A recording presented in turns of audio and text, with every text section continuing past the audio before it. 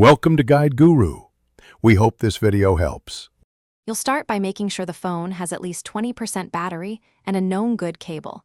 This prevents interruptions. Connect to a trusted computer with the latest iTunes or Finder and temporarily disable VPN or third-party security so communication is clean. Now force restart the iPhone using the exact button sequence for your model to enter recovery.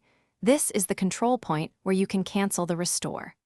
Once done, don't disconnect until the computer confirms a stable connection. Once the computer shows restore activity, check for a cancel or stop button and use it. This sends an immediate halt to the transfer and avoids partial firmware flashes.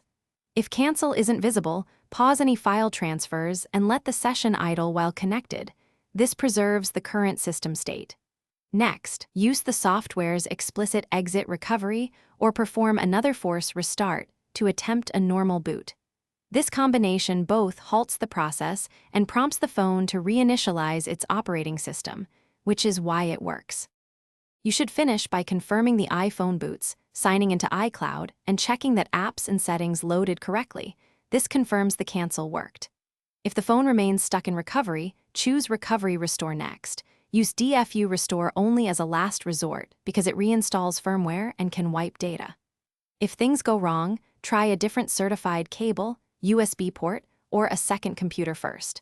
Sometimes connection hardware is the real culprit, and that simple swap saves data and time. Thanks for watching. Consider subscribing if we helped you today.